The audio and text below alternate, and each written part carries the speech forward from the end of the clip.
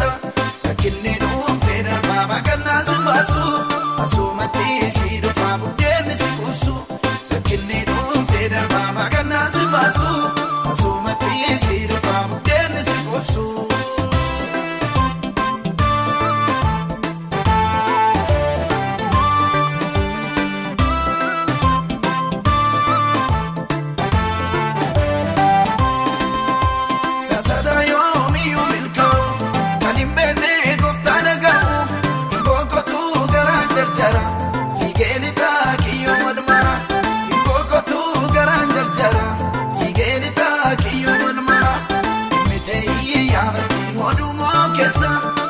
Sheekan kennite simannaa qilleensa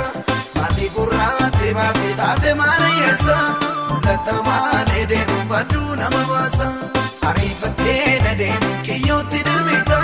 wanti baay'ee si nyaachuuf ribee si eeggata rakkinni dhuunfee darbaa baaqannaa si baasu asumatti si dhufa buddeenni si kuusu rakkinni dhuunfee darbaa baaqannaa si baasu asumatti si dhufa buddeenni si kuusu.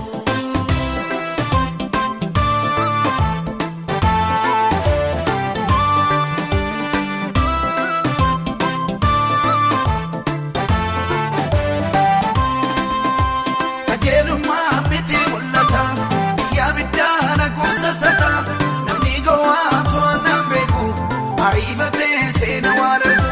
namni gowwaa fo'annaan beeku ariifatee seena waan argu waamicha maalee deema Abrahaamin teella hangafummaa lammiisaas fudhachuu qajeela kakuu malee kan jooru irbaata gidhiira ariifateetu fudhatee Sodomiif Gamoora kan ijjisaa jaallate saamichaa fudhatee dhumarrattis maatiisaaf qabeenyaasaa gate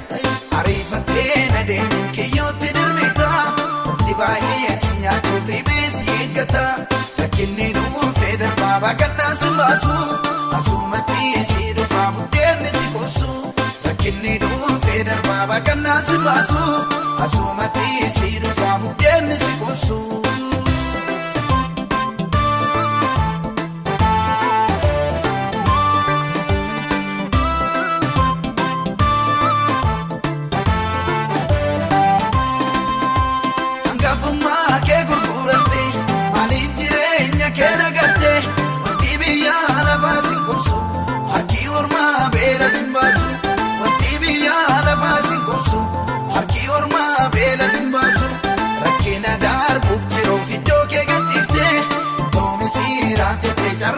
Ammaaf gaarii fakkaatee wanti jalakkisu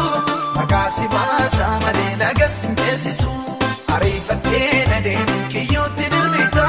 wanti baay'ee si nyaachuuf ribee si eeggata rakkinni dhuunfee darbaa baaqannaa si baasu asumatti si dhufa buddeenni si kuusu rakkinni dhuunfee darbaa baaqannaa si baasu asumatti si dhufa buddeenni si kuusu.